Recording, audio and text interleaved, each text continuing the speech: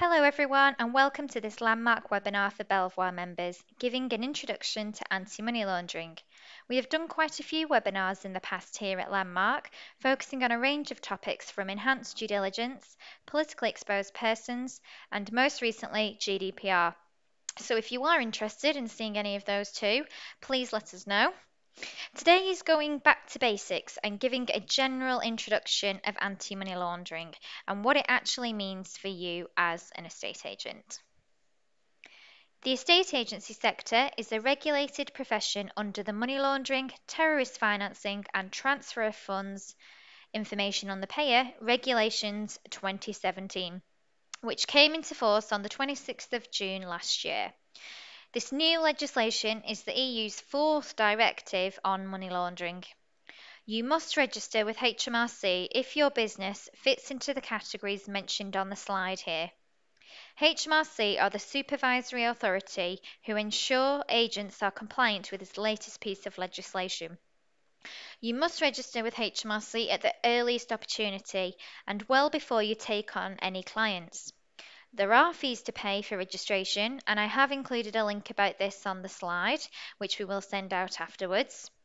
You must ensure that shareholders and directors of your business are approved by HMRC, known as the Fit and Proper Persons Test. You may receive a penalty if you don't register a relevant business. This includes carrying on business as an estate agent without being registered and after your registration has been cancelled. The amount of penalty received will depend on each individual case. We often get asked here, why do I as an agent have to do these checks when a solicitor checks or a mortgage advisor checks the client? The quote on the page here is taken from the regulatory guidance, and I have put the link here to the latest guidance. The National Crime Agency has released figures identifying the number of suspicious activity reports it has received from October 2015 to March 2017.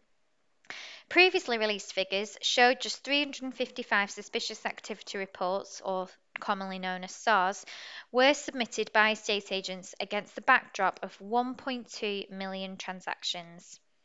In response to greater scrutiny from HMRC, that figure has nearly doubled in the following 12 months and now represents 0.12% of all SARs submitted to the National Crime Agency. However, despite acknowledging that estate agents do not typically handle funds, in its guidance, HMRC is clear about why the sector is under scrutiny, and they say that they are a key facilitator in a property sale and come into contact with both parties to the transaction at an early stage, and so are in an ideal position to identify suspicious activity. If a person or business fails to comply with the regulations, they may face civil penalties or criminal prosecution. This could result in unlimited fines and/or a prison term of up to 2 years. The senior manager in the business has a number of responsibilities with regards to anti-money laundering, such as they must be writing your risk assessment and policies, appointing a money laundering reporting officer, ensure staff are trained on the MLR and they have the right knowledge, conduct ongoing monitoring and audits on the effectiveness of your policies, as well as demonstrate a risk-based approach and devote enough resources to this. You should also appoint a deputy to act in the absence of the nominated officer. With regards to this risk-based approach, you must have a written risk assessment. So bearing this in mind, you need to think about how you interact with your customers and the nature of your business relationships and the different levels of risk that your clients pose. HMRC do give some guidance on things to consider when writing up your risk assessment in the guidance. You also must have a policy statement that is communicated to all your staff that outlines how you tackle anti-money laundering and what your procedures are. Things to include, such as how you verify your clients, how you identify when someone is politically exposed, how you report suspicious activity reports, and how you keep a record of your checks and ongoing monitoring. You must complete a suspicious activity report if you deem any activity to be suspicious and submit this to the National Crime Agency. Larger businesses must also appoint a compliance officer who monitors the effectiveness of the controls. You must ensure your customer due diligence is complete prior to entering into a business relationship, and you must keep records of the checks for 5 years. So, before you list the property, ideally. And HMRC will check the date on which the property is published against the date of your client verification. With regards to purchases, CDD must be complete before contracts are exchanged. In reality, however, this needs to be as early as possible and can be done any time after an offer is informally accepted. You do not need to undertake retrospective checks on purchases prior to the changes on the 26th of June of last year.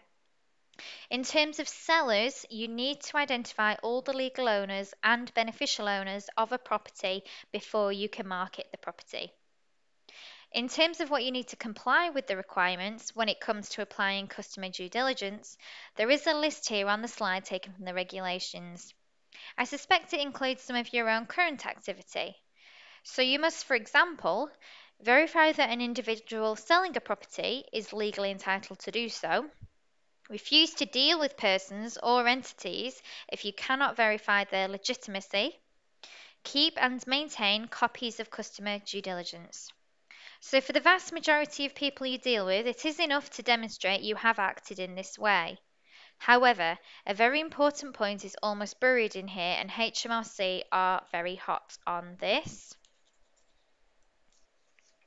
You must apply enhanced due diligence to take account of the greater potential for money laundering in higher risk cases, including when the customer is not physically present when being identified and in respect of politically exposed persons.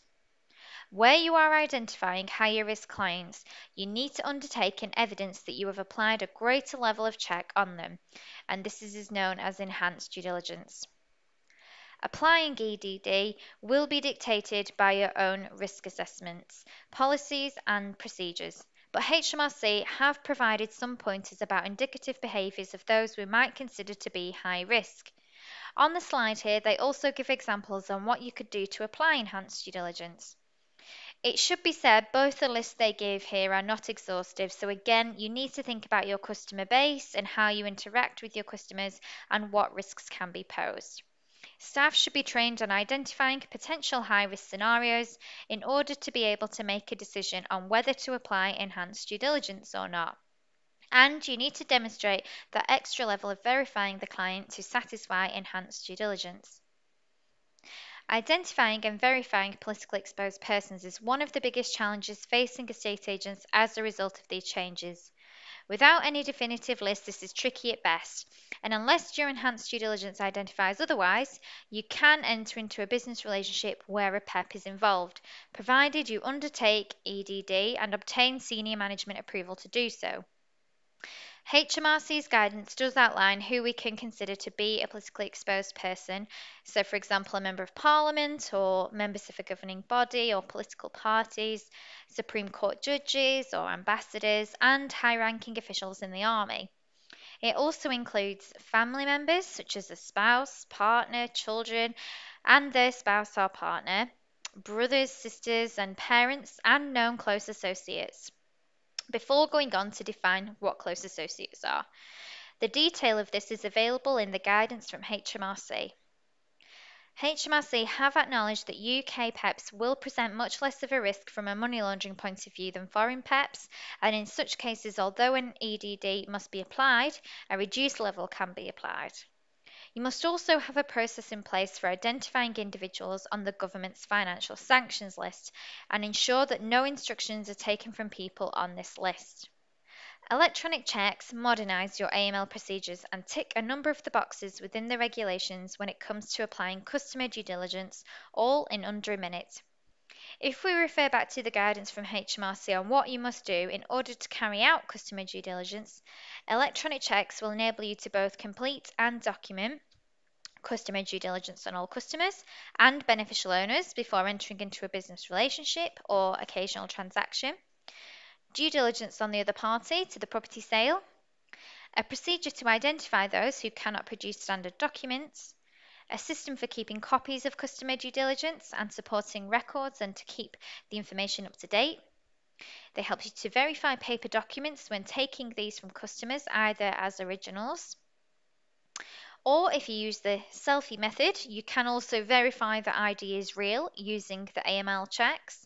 The selfie method is where you get the client to send you a photo of themselves holding their ID so you can compare for likeness. Now, this alone would not be compliant, but verifying the ID with an AML check would be. Using electronic data is more thorough than using paper methodologies, as clients invariably have different levels of information they can provide. Some may or may not have passports or driving licenses. Electronic checks provide an interpreted pass or refer result using the data available and identifies those on sanctions lists and PEPS. In a world that is more paperless by the day, requesting paper copies of ID from clients presents a growing challenge. Instead of requesting paper ID from purchasers and potentially slowing the transaction, how much more positive an experience are you providing your client with electronic checks? Instead of valuers chasing photo ID or paper documents, what if that time could be used to chase new leads and valuations? What impact could this potentially have on your business? Here is a short demonstration of how to run a money laundering check using our system. As you watch this, have a think about this.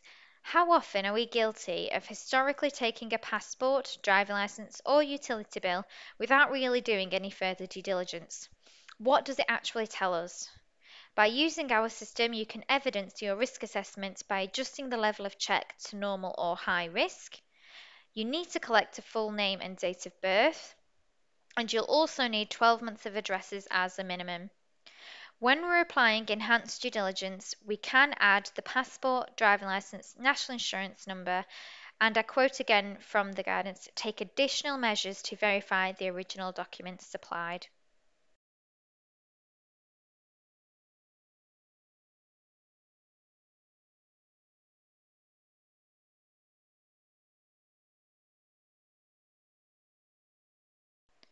Here we can see an example of the results and what they look like.